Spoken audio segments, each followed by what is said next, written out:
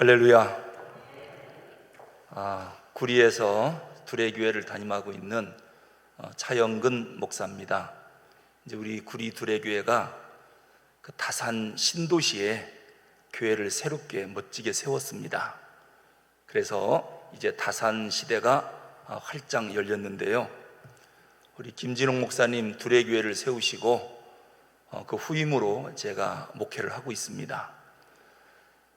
우리 최동옥 목사님 그리고 저 또 활빈교회, 남양만에 있는 활빈교회, 이 세 교회는 삼형제 교회라고 생각하면 되겠습니다.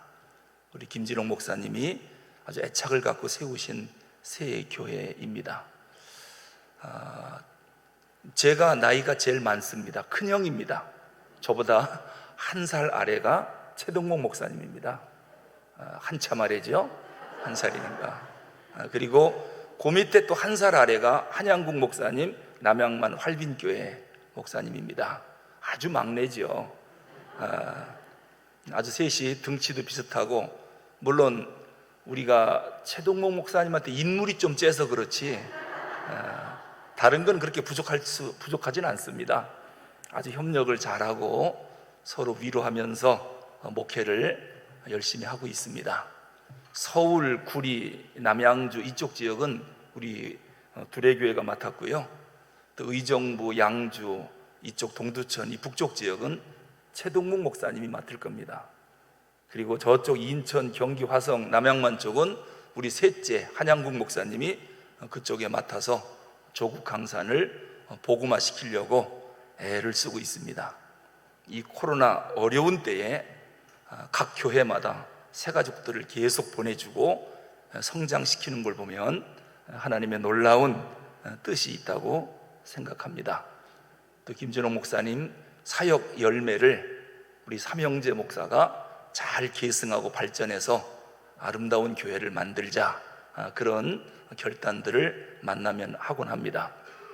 이제 오늘 구역 지도자 헌신 예배를 드리시는데요. 헌신 예배는 이게 무슨 의미냐면, 지금까지는 내 생각대로 살았는데 헌신 예배를 드린 이후는 내 생각을 바꿔서 주신 말씀대로 하나님 뜻대로 살겠다, 이 결단하는 예배가 헌신 예배거든요. 그러니까 헌신 예배를 드리고 나면 어떤 결과가 있어야 하느냐? 지금 신광두레교회가 31구역인데요 62개 구역으로 늘어나야 이게 헌신 예배를 한 보람이 있는 겁니다. 그렇지 않고 헌신 예배를 단지 설교만 듣고 끝났다, 굳이 이런 행사를 할 필요가 없겠지요. 그래서 오늘 말씀을 잘 들으시고 새로운 결단이 있기를 주님의 이름으로 축원합니다. 오늘 교회의 리더, 지도자로 우리들을 세워주셨는데요, 어느 공동체든지 지도자의 역할은 아무리 강조해도 지나치지가 않을 만큼 중요합니다. 지도자가 누구냐에 따라서 확 달라지거든요. 여러분, 보통 사람을 저 세목골에다가 넣어보세요. 지금 움막 짓고 나무에서 먹고 살 거예요. 근데 김진홍 목사님이 들어가시니까 가난 복지가 되잖아요. 그러니까 지도자 하나가 세상을 변화시킵니다. 자, 이건 가정도 마찬가지예요. 가정의 지도자는 가장이잖아요. 가장 하나가 올바른 정신을 갖고 바로 서 있으면 그 가정을 부흥시킵니다. 행복하게 만들고 화목하게 만들어요. 근데 지도자인 가장이 정신 못 차리면 그 집안은 쑥밭이 됩니다. 이건 교회도 마찬가지예요. 담임 목사님이 어떤 분이냐, 어떤 비전을 갖고 있느냐에 따라서 교회가 코로나랑 상관없어요. 전혀 달라진 모습으로 갑니다. 이건 구역도 마찬가지입니다. 어느 구역에 어떤 구역장이 세워졌느냐, 지도자 리더로 어떤 구역장이 갔느냐에 따라서 그 구역이 완전히 달라집니다.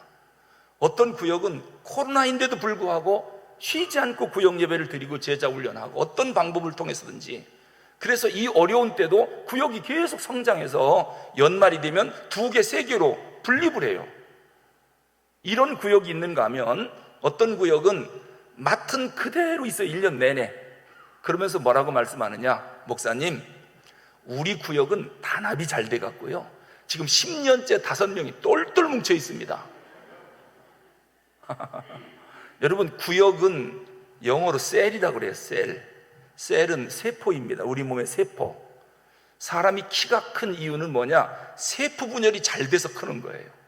세포 분열이 안 되면 성장하지 못하거든요.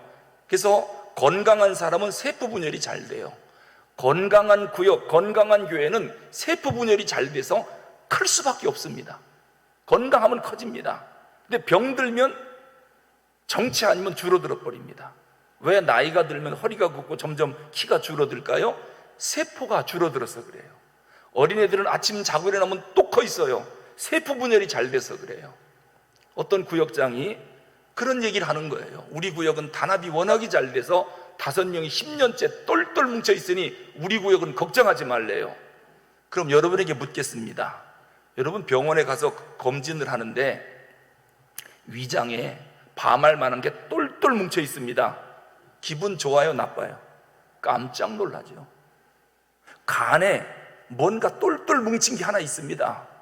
이거 깜짝 놀랄 일입니다. 여러분, 교회가 똘똘 뭉치는 거, 단합하는 거, 성도의 교제 중요하지만 성장할 땐 세포 분열이 돼야 됩니다. 그래서 5명이 10명이 되고 10명이 20명이 되고 이래야 건강한 구역이거든요.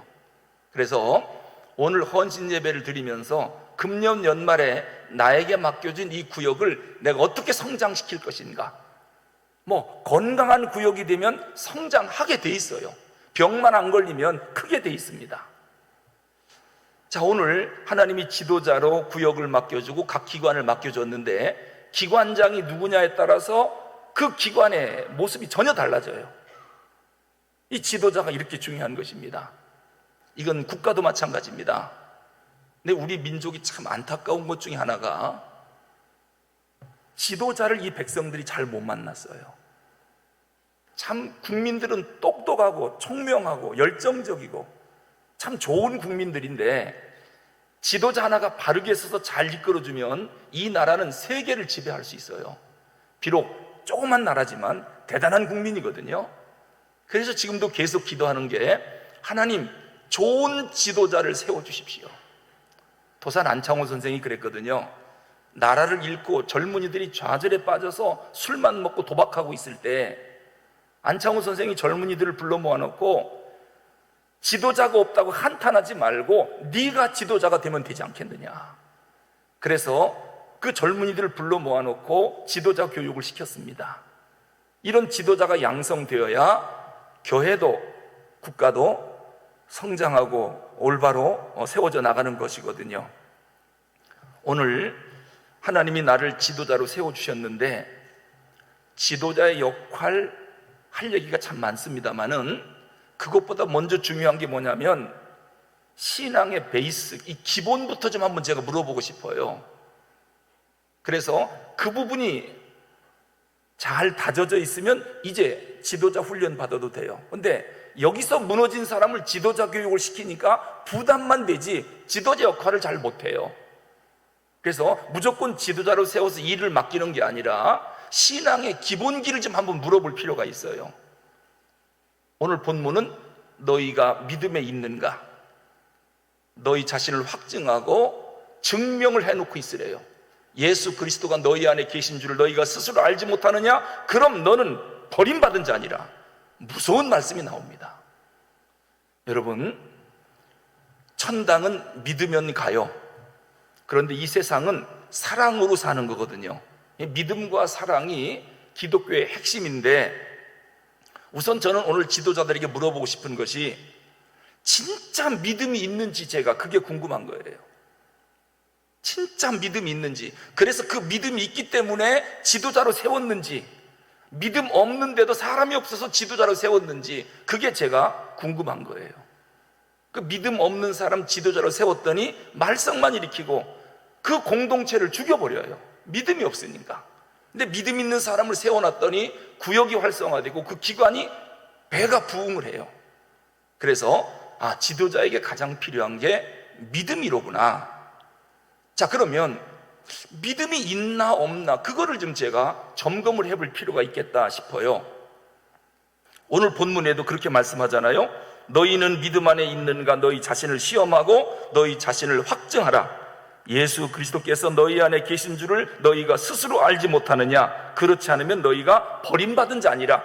이게 무슨 말씀이냐면, 아무개야, 너 지도자라며. 그렇습니다. 너 진짜 믿음 있냐? 그걸 물어보시는 거예요. 그러면서 또 뭘 물으냐? 네 안에 정말 믿음이 있는가? 한번 시험 좀 해봐라. 네 안에 예수님이 정말 계시냐? 예수님이 정말 네 안에 계시다면 그 증거를 지금 내놔봐. 내일 말고 지금 이 자리에서 내놔봐. 예수님이 네 안에 계시다는 것을. 너 당장 못 내놓겠느냐? 미안하지만 너 버림받은 자야. 너 지도자 아니야. 그 말씀이에요. 그 말씀. 그럼 예수님이 내 마음 안에 계시다, 이거를 점검하는 것은 상당히 중요하거든요. 그럼 여러분에게 묻겠습니다. 이 중요한 대답입니다. 예수님이 여러분 마음속에 계십니까? 다시 물어야 돼요. 여러분 마음속에 예수님이 정말 계십니까? 네. 그런데 여러분 마음속에 계신 예수님이 너는 굳이 새벽기도 할 필요 없다, 그렇게 말씀하시던가요? 야, 너는 굳이 전도할 필요 없어. 여러분 마음 안에 계신 예수님이 그렇게 말씀하시던가요? 야, 너는 11주 굳이 할 필요 없어. 여러분 마음 안에 계신 예수님이 그렇게 말씀하시던가요? 바쁘니까 주일날 예식장 가야지 뭔 교회를 가냐, 다음 주에 가면 되지. 여러분 마음 안에 계신 예수님이 그렇게 말씀하시던가요? 제 마음 안에 계신 예수님은, 종아, 어찌 네가 기도를 쉬려고 하느냐? 기도해라. 새벽을 깨워라. 어떻게 복음을 전하지 않느냐? 종아, 주일을 성수해라. 온전한 11주를 바쳐라. 제 마음 안에 계신 예수님은 날마다 저를 책망해요. 그럼 제 마음 안에 계신 예수님과 여러분 마음 안에 계신 예수님은 서로 다른가요? 똑같은 분입니다. 근데 왜 제 안에 계신 예수님은 이렇게 말씀하시는데 여러분 마음 안에 계신 예수님은 그렇게 말씀하지 않을까? 어떻게 1년이 지나가도 복음 한 번 안 전하고 그냥 지나갈 수가 있을까? 아, 예수님이 전하지 말라고 하시는가 보다. 그럼 그 예수님은 누군가? 이런 생각이 들어요. 자, 예수 그리스도께서 너희 안에 계신 줄을 너희가 알지 못하겠느냐? 예수님이 계시다는 증거를 빨리 내놔봐. 못 내놓겠느냐? 너 버림받은 자야. 여러분, 저는 성경에 좋은 말씀만 있는 줄 알았어요. 오늘처럼 이렇게 무서운 말씀도 있어요. 자, 그러면 내가 정말 믿음 안에 있는지 한번 테스트를 좀 해보겠습니다. 그러면 여기에 합격하면 이제 지도자는 어떻게 해야 되는지 그거를 제가 말씀을 드릴 거예요. 여러분, 우리에게 정말 믿음이 있다면 두 가지 공통적인 특징이 있습니다. 믿음 안에 있는 사람은 두 가지 공통적인 특징이 있는데, 첫째는 뭐냐면 하나님을 사랑합니다. 믿음 있는 사람은 하나님 사랑합니다. 두 번째는 하나님을 기쁘게 합니다. 믿음 있는 사람이 하나님을 슬프게 할 리가 없습니다. 하나님을 사랑 안 할 수가 없습니다. 여러분, 하나님 사랑하시죠? 믿음이 있어서 그런 거예요. 하나님을 기쁘게 하시죠? 믿음이 있어서 그런 거예요.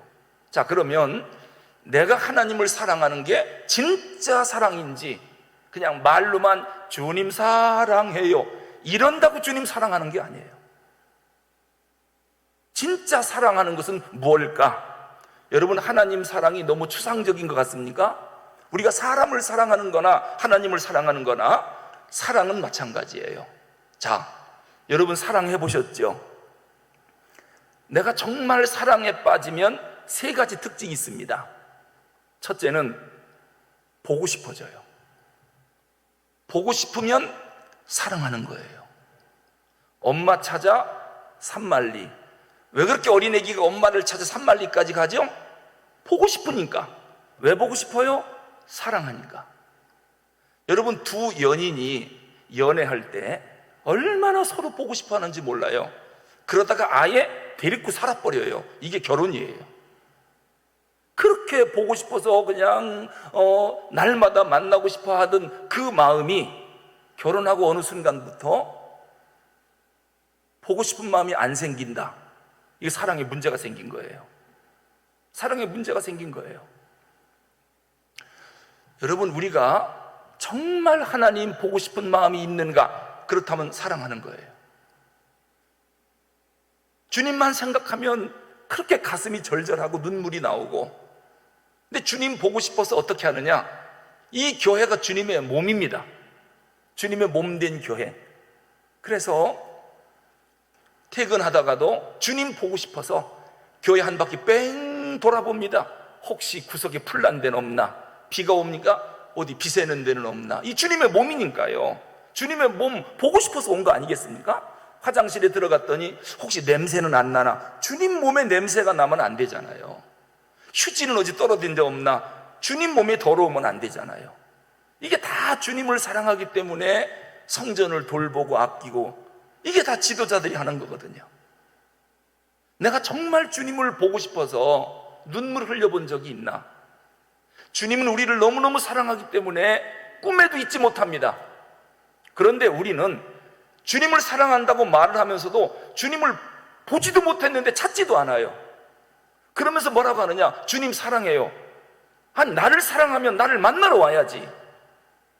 나를 보러 와야 될 거 아니냐? 보러 오지도 않으면서 무슨 주님을 사랑한다고 하느냐? 말만 갖고 그렇게 하지 말고,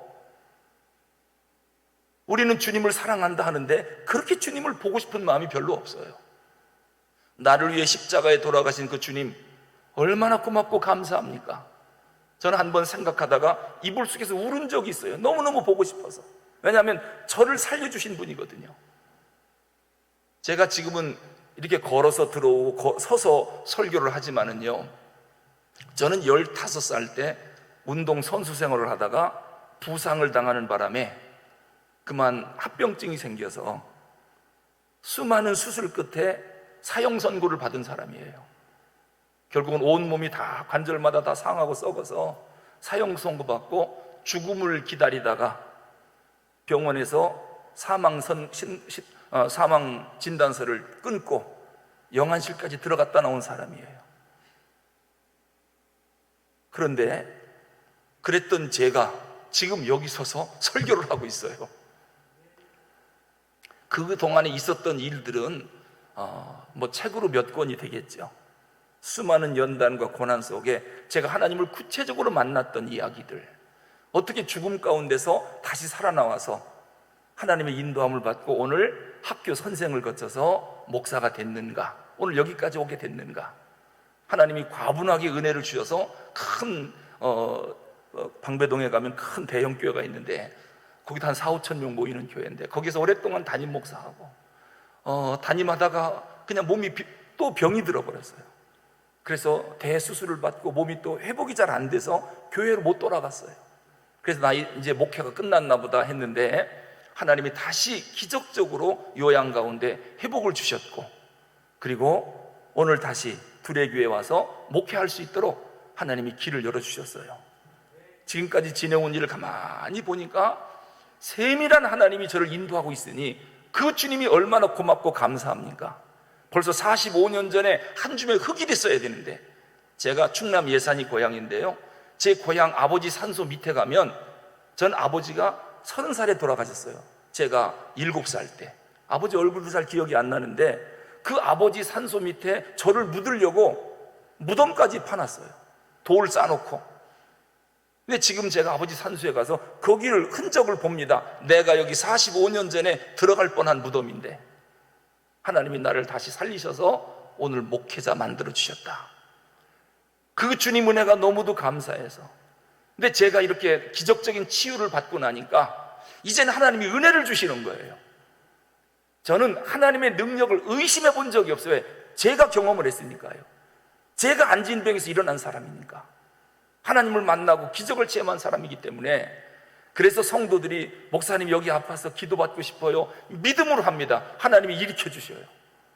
얼마나 감사한 일입니까? 제가 무슨 능력이 있습니까? 이거 다 주님이 하시는 일 아니겠습니까? 성도 여러분, 주님, 우리가 믿음 있으면 하나님을 사랑하고 하나님 사랑하면 너무너무 보고 싶어요.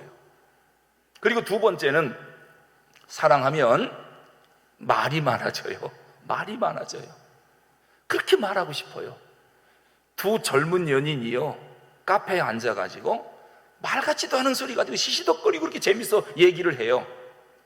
근데 이제 무슨 일이 있어서 카페에 앉아있으면 저 구석에 들어가서 그렇게 재밌게 얘기하는 연인들을 보면서 무슨 생각이 드느냐, 사랑에 불 붙었구나, 말 같지도 않은 소리 갖고 저렇게 시시덕거리고 웃고 있구나, 끝이지 않고 얘기해요.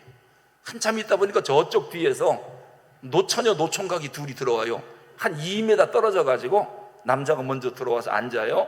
한참 있다 여자가 앉아요. 이제 주문을 받으러 왔어요. 남자가 말을 해요.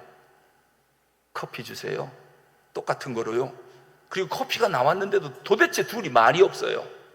제가 무슨 생각할까요? 모르긴 몰라도 저분들 저게 또 마지막 찻잔이다. 마지막 찻잔 아니에요 저거? 제가 학교 선생으로 오랫동안 있었는데요, 저는 영어 선생이었습니다. 여러분 대광고등학교 아시나요? 대광중학교, 또 대광 정신여자고등학교, 거기서 제가 교편 생활을, 영어 선생을 오랫동안 했습니다. 저희 학교 국어 선생님 가운데 한 분이 시인이에요. 총각 선생님인데 그렇게 여학생들이 인기 최고였지요. 근데 이분이 장가든다라고 결혼식을 발표하니까 그 결혼식 날 여고생들이 많이 결석을 해버렸어요. 예식장에 온 줄 알았더니 행방불명이에요.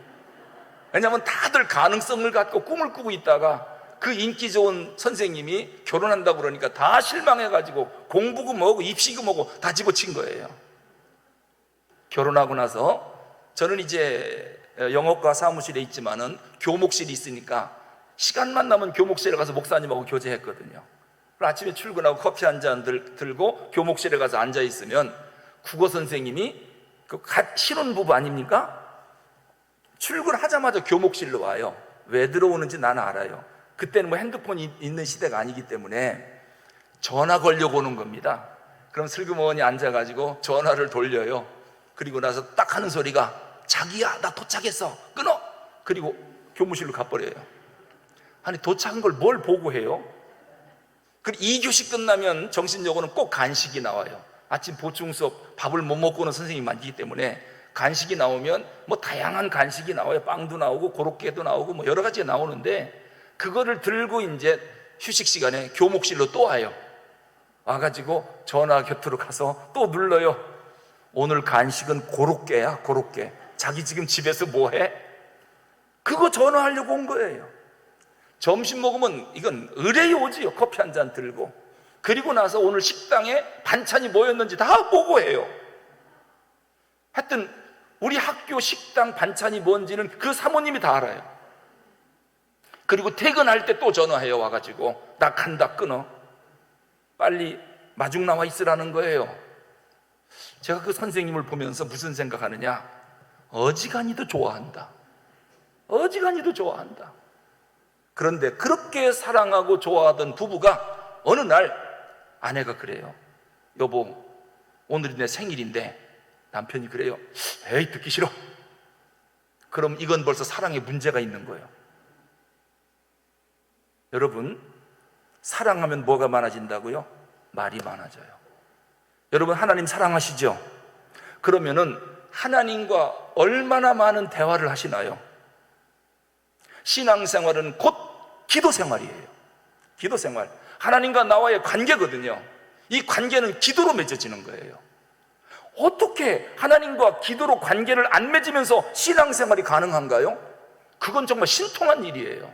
어떻게 기도하지 않고 신앙생활을 한다고 생각하세요? 하나님과 관계가 안 맺어졌잖아요. 이건 신앙이 아니지요. 설교만 듣는 게 신앙생활이 아닙니다. 하나님께 대한 반응을 해야 되거든요. 하나님은 얘야 내가 너 사랑한다, 나하고 함께 얘기 좀 할래? 안 하겠대요. 기도 안 하겠대요. 자긴 기도 싫대요. 그러니까 주님이 그럽니다. 너 나 사랑하는 거 맞냐? 사랑하는 연인끼리는 밤이 새도록 얘기해도 시간이 아까운데 너 어찌 그렇게 기도하지 않냐? 너 정말 나 사랑하는 거 맞냐? 어떻게 네가 새벽 기도를 안 나올 수가 있냐? 어떻게 네가 하루가 지나가도 기도하는 시간이 그렇게 없을 수가 있느냐? 나는 너 만나려고 날마다 기다리는데. 여러분, 진짜 우리가 하나님 사랑하는 거 맞아요? 주님과 대화가 단절이 됐으면서 무슨 하나님을 사랑한다고 그래요? 근데 그런 사람이 어떻게 지도자가 돼요? 여러분, 부모의 새벽 기도는 자식의 평생 축복입니다. 부모가 새벽을 깨워 평생을 기도하면 자식 걱정은 하지 마세요. 또 자식의 새벽 기도는 자식까지 나와 기도하면 이게 기독교 명문 가문입니다. 기독교 명문 가문 되게 해달라고 부르짖는다고 되는 게 아니에요. 저는 새벽 기도를 그렇게 생각합니다. 이 사막과 같은 인생을 우리 자녀들이 살아가는데 어떻게 살아갑니까? 사막은 뭐든지 심으면 다 타서 죽어버리는데요. 결실을 못 맺잖아요, 사막이니까. 그런데 그 부모님이 새벽에 나와서 양동이에다가 물을 계속 그 사막에다가 우리 자식 농장에다 물을 부는 거예요. 내일도 붓고 모레도 붓고 비가 오나 눈이 오나 해가 지나가나 날마다 부어요. 새벽마다 일어나서 1년째 붓고 2년째, 10년째, 20년째, 어떤 분은 50년째 자식의 농장에 기도의 물을 붓고 있어요. 겉으로 볼 때는 사막이지만 그 속은 옥토 땅으로 되어 있어요. 이제 자녀들이 거기에다가 씨를 뿌립니다. 겉으로 볼 땐 똑같은 사막인데 그 자녀의 농장은 속에 옥토 땅이 돼 있어요. 물이 들어있는 거예요. 그러니 꽃 피고 열매 맺는 인생을 살 수밖에 없지요. 그러나 기도에 물이 없는 자녀들은 심으면 뭐합니까? 전부 타 죽는데요. 그래서 제 친구 목사님들을 보면 저한테 궁금해서 물어보는 게 하나 있어요. 차 목사는 우리보다 나은 게 별로 없잖아. 몸도 약하지, 병이 들어있지, 뭐 그렇다고 해서 뛰어나게 공부를 많이 한 것도 아니지, 지들보다 인물이 좋은 것도 아니지. 근데 어떻게 차 목사는 목회 현장마다 부흥을 하나님이 주시지? 그게 이해가 안 간대요. 아니, 어떻게 했길래 교회가 부흥하느냐는 거예요. 그래서 제가 가만히 생각해 봤더니 답은 하나 있어요. 그러면 목사님, 내가 물어보겠습니다. 목사님은 목사님을 위해서 평생 철야하면서 기도한 엄마 있습니까? 자기 어머니는 아니래요. 없대요. 그러면 나하고 비교하면 안 되지. 나는 비록 부족하지만 나를 위해서 평생 돌아가시는 날까지 새벽을 깨워 또 철야하며 밤새 기도한 어머니가 계시다. 그 어머니가 내 사막과 같은 내 농장에 수없는 물을 부어서 난 어디다가 교회를 세워도 꽃 피고 열매 맺는 목회를 할 수밖에 없는 것은 기도가 있었기 때문이다. 그러니까 목사님, 나하고 비교하지 마세요. 엄마가 달라요. 우리는 엄마가 달라요. 여러분, 부모의 새벽 기도는 자식의 평생 축복입니다. 자녀들에게 복 달라고 하면서 기도 안 하고 무언 복이 그렇게 오는 게 아닙니다. 근데 자녀들까지도 나와 새벽 기도하면 이거는 기독교 명문 가문이 되는 것입니다. 하나님을 사랑하면 말이 많아져요. 그냥 대화하고 싶고 어디 틈만 나면 기도하러 가고 싶고. 근데 요즘 교인들이 보면 그래요. 봄이 왔으니까 꽃 구경 갑시다. 여전도에 안 나오던 사람도 다 나와요. 꽃 구경 간다고. 가을에 단풍 구경 간다면요, 옛날 사람까지 다 데리고 와요. 그런데 여전도에서 오늘 기도원에 기도하러 간대. 그러면 가자. 그러면 아이, 뭐 거기까지 갈 필요 뭐 있어? 난 바빠서 못 가. 기도회는 아무도 안 나와요. 기도회는 다 나와도 꽃 구경은 안 나와도 돼요. 이 기도가 뭔지를 모르니까 그러는 거예요. 그런 사람이 지도자가 되면 그 구역 어떻게 이끌어갈 거예요? 사람의 힘으로 이끌어가는 게 아니거든요. 그리고 사랑하면 어떤 특징이 있느냐? 세 번째, 주고 싶어요. 사랑하면 주고 싶어요. 제가 영문학과 다닐 때 친구 아버지가 영국에 갔다가 출장 갔다 오시다가 파커 만년필, 고급 만년필을 저한테 선물해 줬는데 얼마나 영어 쓰기가 좋은지 몰라요. 제가 보물 1호로 생각을 하고 늘 소중히 여겼는데, 제가 연애하면서 그 파커 만년필이 어디가 있는가? 제 여자친구 백속에 들어있어요. 왜 그랬을까요? 1번 훔쳐갔다, 2번 내가 줬다. 사랑하니까 아낌없이 주고 싶어요. 이제 제가 연애해서 사랑에 푹 빠진 여인이 있는데, 제가 아르바이트 한 이유는 뭐냐? 그녀 밥 사주려고, 먹을 거 사주고 선물 사주려고 아르바이트를 열심히 했어요. 그래도 만나면 밥 먹고 사주고. 그래도 남자니까 내가 다 밥값을 내야 되지, 어떻게 여자 보고 내라고 합니까? 다 사주고 먹이고 하는데 나는 사랑하니까 아깝지 않게 주거든요. 근데 어느 날 제가 좀 고민을 하나 하게 됐어요. 뭐냐면, 이 여자는 입만 갖고 다니지 사줄 생각을 안 해요. 아니, 이 여자도 나를 사랑하면 뭔가를 좀 사주려고 할 거 아니겠어요? 내가 사랑해서 이렇게 사주고 싶은데 아낌없이 줘도 아깝지가 않은데, 이 여자는 도대체 나한테 사주려고 하지 않고 맨날 입만 갖고 다니니까 좀 걱정도 되더라고요. 나를 사랑하기는 하는 건가? 나는 시계도 잡히고 감 나가는 건 다 잡혔어요, 음식점에. 어느 날 이제는 더 이상 잡힐 것도 없어요. 음식을 먹고 가만히 생각하니까 또 오늘도 돈 낼 기미가 전혀 안 보여요. 그래서 제가 한마디 했습니다. 그대요, 주머니가 말랐나요? 이제 이렇게 한번 쫑고 먹으면 다음번엔 내려고 하지 않겠습니까? 그때 또 뭐라고 대답하냐면, 원래 데이트할 땐 여자가 돈 안 내고 남자가 내는 거라고던데요? 그래요. 하도 어이가 없어서 그 헌법 몇 조요 그게? 이제는 이 정도 되면 다음번에 살 거 아니겠습니까? 그게 다음번에 또 만나서 이번엔 내가 돈 낼 거 아니니까 고급 음식점에 갔지요. 맛있게 먹고 이제 나갈 때가 됐는데 돈 낼 기미가 전혀 안 보여요. 이거 큰일 났더라고요. 이거 어떻게 해야 되나 하다가 제가 두 가지 고민에 빠졌어요.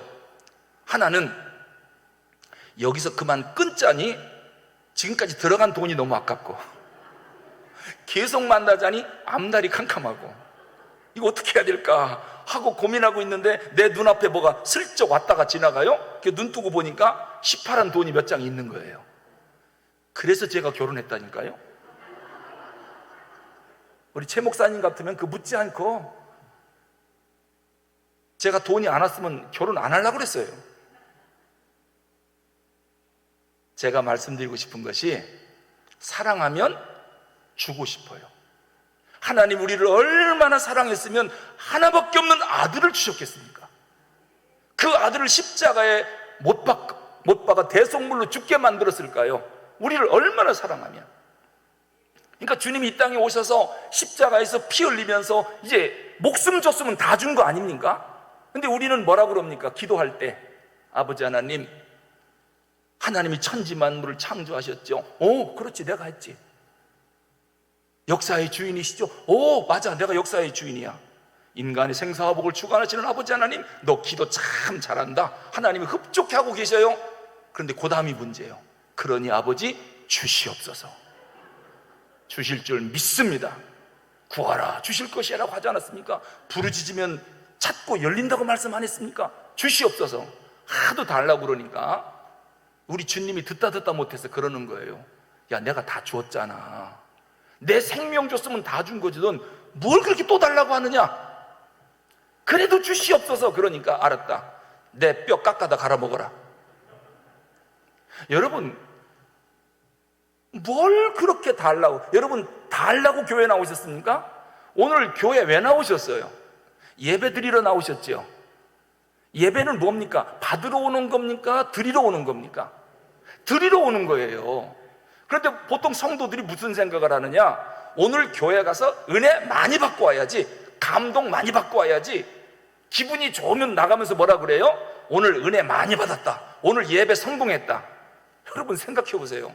예배는 누가 받으시는 거죠? 하나님이 받으시는 거예요.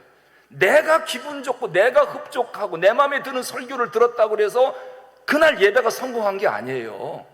하나님이 기뻐하고 하나님이 영광 받는 예배를 돌려야 그날 예배가 성공한 거죠. 근데 우리는 간혹 나를 기쁘게 안 하면 뭐라고 합니까? 설교가 왜 저래 오늘? 도대체 은혜가 안 되네. 예배가 나 기쁘라고 드리는 게 아니거든요. 내 기분과는 상관없어요. 오늘 아침에 예를 들어서 교회 오다가 부부싸움 했네요. 서로가 막 앙숙으로 왔으니 은혜가 되겠습니까? 그럼 그날 예배가 실패하겠죠? 아닙니다. 그거랑 상관없어요. 내 기분과 상관없어요. 오늘 예배에 오셨으면 하나님이 기뻐해야 되거든요. 찬송을 부를 때도 하나님을 기쁘게 하는 그런 마음으로 찬송을 부르고, 기도할 때도 하나님을 기쁘게 해야 되거든요. 말씀을 들을 때도 아멘 아멘 화답하며 하나님이 만족하게 만들어 드려야 되는 게 예배거든요. 근데 우리는 그게 아니라, 교회도 그래요. 성도들을 어떻게 하면 더 기쁘게 만들어 줄까? 성도들을 어떻게 하면 더 흡족하게 만들어 줄까? 예배는 이렇게 해볼까? 저런 행사 해볼까? 그래서 왜 그렇게 많은 이벤트를 하느냐? 성도들을 기쁘게 해주려고요. 이게 예배입니까? 이게 세상 공회당 연극 공연할 때나 그게 가능한 거지. 교회는 하나님을 기쁘게 해드려야 됩니다. 우리가 예배를 드릴 때 나에게 은혜가 되든 안 되든 이건 두 번째 문제고, 하나님이 오늘 내 예배를 통해 영광 받으셨다 하면 그날 예배는 성공한 거예요. 우리 모두가 아무리 기쁘고 마음이 흡족해도 하나님이 그건 설교도 아니다, 그건 설교가 아니야, 내가 언제 그렇게 얘기했느냐, 그 텔레비 틀면 다 나오는 얘기야, 내가 그거 들으려고 성도들을 여기다 불러 모은 줄 아느냐? 그러면 이 예배는 실패한 겁니다. 하나님 말씀을 들어야 되잖아요. 그래서 하나님을 정말 기쁘게 했는가? 여러분, 하나님 사랑하면 드리고 또 드려도 아깝지가 않아요. 내가 하나님 앞에 뭘 그렇게 드려보려고 애를 썼나? 드리고도 또 못 드려서 뭘 그렇게 내가 애써봤나? 사랑하면 드리고 드려도 더 드리고 싶은 게 사랑하는 사람의 특징입니다. 두 번째로, 믿음이 있으면 하나님을 기쁘게 합니다. 제가 3시에 끝나야 되는데 이제 마무리할게요. 하나님을 기쁘게 해야 됩니다. 믿음 있는 사람이 하나님을 슬프게 할 수가 없습니다. 자, 그러면 하나님이 뭐를 기뻐하는지 아시고나 있어야 될 거 아니겠습니까? 하나님 기뻐하십시오, 이런다고 하나님이 기뻐하는 게 아닙니다.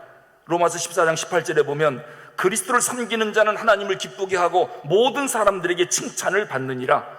그리스도를 섬기는 자는 하나님을 기쁘게 한답니다. 자, 그러면 하나님이 뭐를 기뻐하실까? 성경에 보니까요, 3가지가 있더라고요. 믿음이 없이는 하나님을 기쁘시게 할 수 없느니라. 뭐를 믿어야 되느냐? 하나님께서 사랑하는 독생자 예수 그리스도를 우리를 위해서 이 땅에 보내셔서 십자가의 대속제물로 돌아가시겠다. 네가 그거를 믿으면 내가 기뻐하마. 할렐루야. 그걸 믿으면 하나님이 기뻐한대요. 자, 하나님 사랑하면 하나님을 기쁘게 해드려야 됩니다. 그리고 두 번째는 뭐냐면, 나는 제사보다 순종을 더 기뻐한다. 우리가 하나님 앞에 예배 드리는 것도 기뻐하시지만 순종이 없는 형식적인 예배, 하나님이 그걸 가증스럽게 여깁니다. 너는 듣기만 하지 스스로 행치 않아 스스로 속는 자가 되지 말래요. 야고보서에서. 듣기만 많이 하고 행하지 않아 스스로 속지 말래요. 착각하지 말래요. 믿음이 아니래요, 그거는. 그러니까 교회 안에서는 말씀 들을 때 경건하고 거룩하고 교회 안에서는 순종하는 것처럼 보이지만 집에 가든 직장에 가든 어디를 가든 거기선 거룩한 삶을 안 살아요. 이것은 하나님이 제사보다 순종을 더 기뻐한다고 그랬잖아요. 말씀에 순종하는 우리 모두가 될 수 있기를 바랍니다. 그리고 세 번째, 나는 의인 99명 찬송하고 기도하고 예배하는 것보다 죄인 하나가 회개하고 돌아오는 것을 더 기뻐한다. 하나님이 기뻐하는 게 뭔지 아시겠죠? 죄인 하나가 잃어버린 어린 양 하나를 찾아서 돌아오는 거, 이걸 하나님이 더 기뻐한답니다. 복음서에 보면 우리 주님은 중요한 진리를 말씀하시기 전에 꼭 비유로 말씀하시고 비유 뒤에 진리를 말씀했어요. 왜? 진리를 이해하기 쉽게 하기 위해서. 그래서 예수님의 비유가 나오면 아, 이번에 중요한 얘기 하시려는가 보다, 그렇게 생각하면 틀림없어요. 그런데 이 진리는 너무도 중요해서 비유를 연거푸 3번이나 들어요.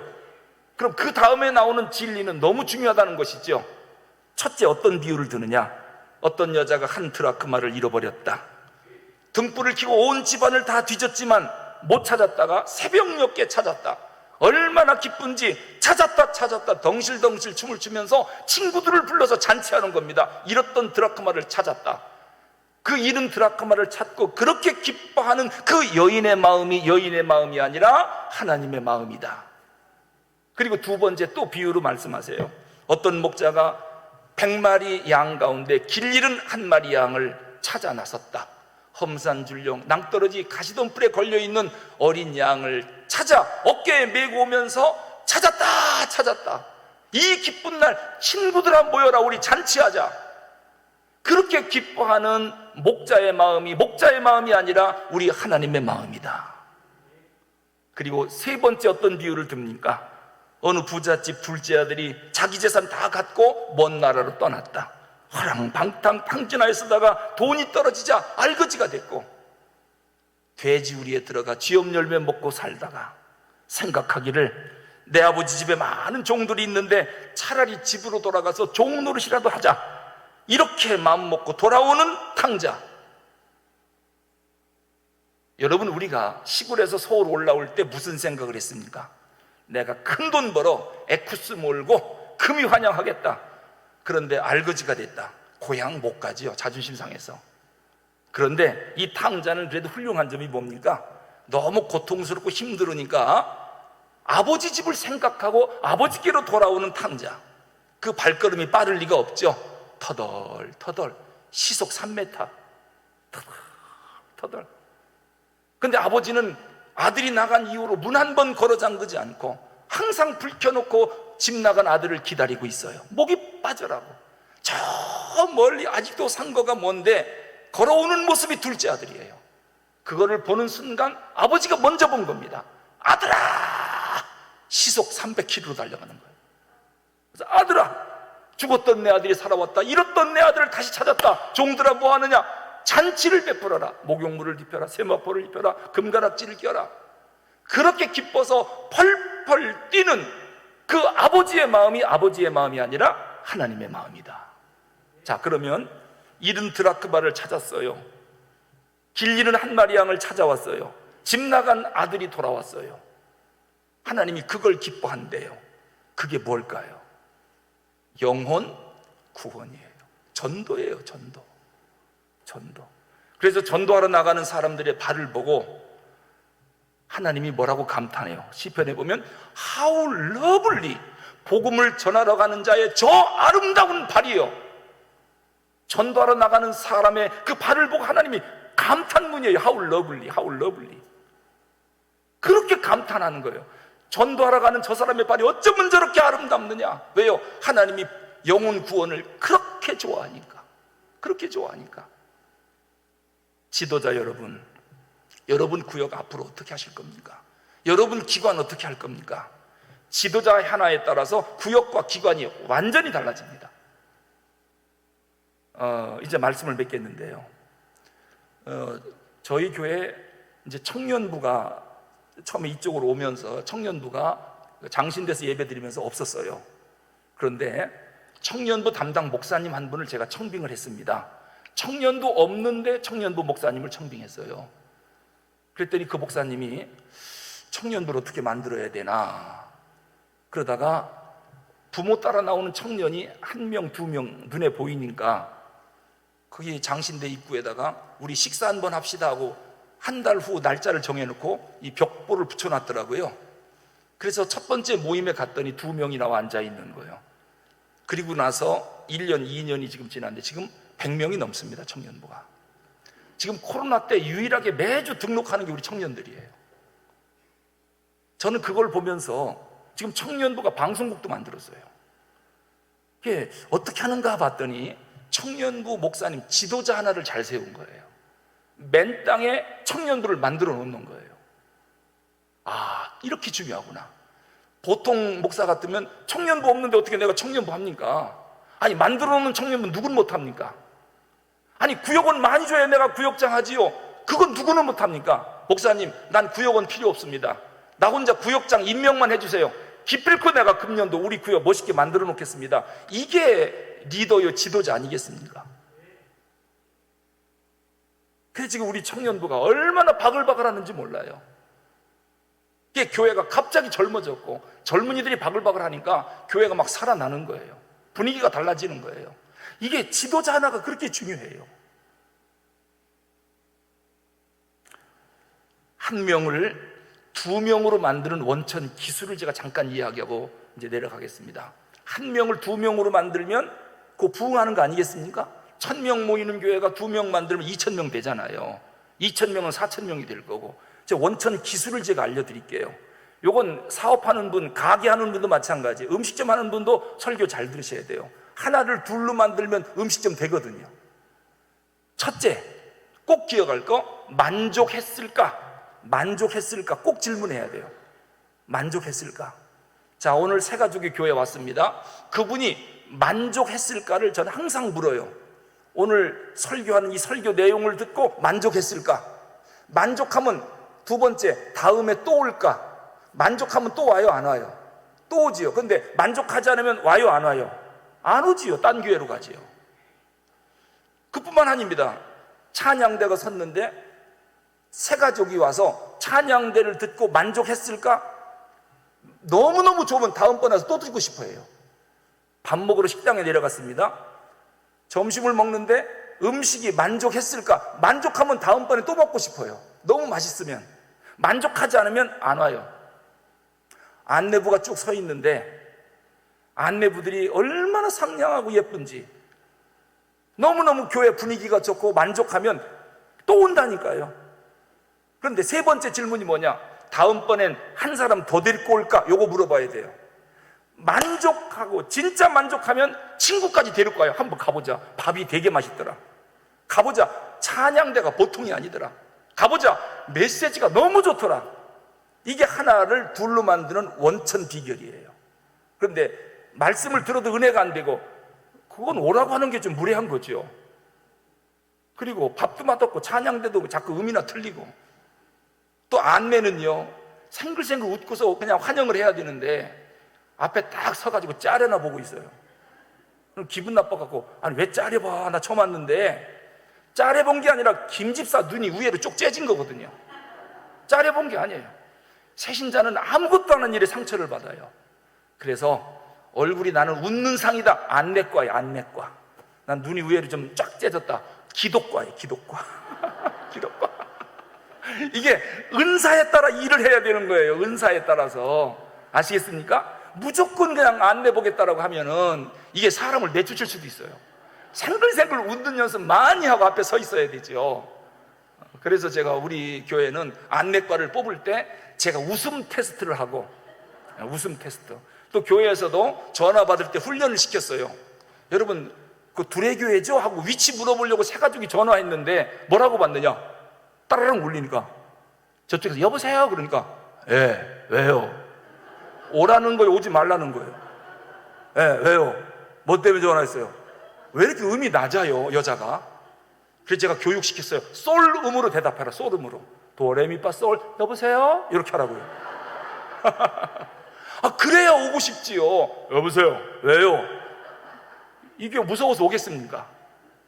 은사에 따라서 적재적소에 배치해서 지도자들을 100번 활용을 하는 겁니다. 그랬더니 교회가 얼마나 은혜로워지는지 몰라요. 성도 여러분, 오늘 헌신 예배하면서 내가 진짜 믿음이 있나? 그러면 하나님 사랑하는가? 그 믿음이 있는 거예요. 내가 진짜 하나님을 기쁘게 하는가? 그럼 하나님 사랑이 뭐지? 보고 싶다. 내가 하나님 보고 싶어 하나? 교회 보고 싶어 하나? 말하고 싶다. 내가 기도를 그렇게 좋아하나? 그렇게 드리고 싶다. 주고 싶다. 내가 뭘 그렇게 드리려고 애를 썼는가? 진짜 내가 믿음 있는 게 맞나? 사랑이 있는 게 맞나? 또 하나님을 기쁘게 하는 게 뭐라고 그랬어요? 한 영혼 구원하는 거. 하나님이 그걸 그렇게 기뻐하는데 난 금년도 몇 명 전도하려고 계획을 세웠나? 그냥 나만 다니지 뭘 전도해? 그럼 하나님이 기뻐하지 않는다니까. 이건 믿음 있는 사람이 아닙니다. 오늘 지도자들이 이런 마음, 이 믿음의 기초를 갖고 1년 동안 담임 목사님을 중심으로 성도들을 잘 섬길 수 있기 바랍니다. 그래서 다음번에 소식 들을 때는 큰 부흥을 했다. 사람들이 몰려오고 있다. 이게 제가 새벽마다 기도하는 게 그거거든요. 하나님, 부흥은 일어난다. 사람들은 몰려오고 기적은 일어난다. 이 세 가지를 날마다 외치고 있어요. 부흥은 일어난다. 사람들은 몰려오고 기적은 일어난다. 신광 둘의교회가 그런 교회가 될 수 있기를 주님의 이름으로 축원합니다. 기도하겠습니다. 하나님 아버지, 오늘 지도자 헌신 예배를 드리며 결단합니다. 너희가 믿음이 있느냐? 네 안에 예수 그리스도가 정말 계시냐? 그거 확증하고 증거를 내놔봐라. 주님 앞에 깜짝 놀랐습니다. 우리가 믿음이 있으면 하나님을 사랑하고 하나님을 기쁘게 할 텐데 정말 주님 사랑하는 거 맞는지, 아니면 말로만 사랑하는지, 진짜 하나님을 기쁘게 하는 사람인지, 아니면은 하나님의 아픔이 되는지, 지도자들이 먼저 자기를 점검하고 정말 믿음에 바로 선 사람이 되어서 교회를 평안하여 든든히 세워가게 하여 주시옵소서. 우리 주 예수 그리스도 이름으로 기도하옵나이다.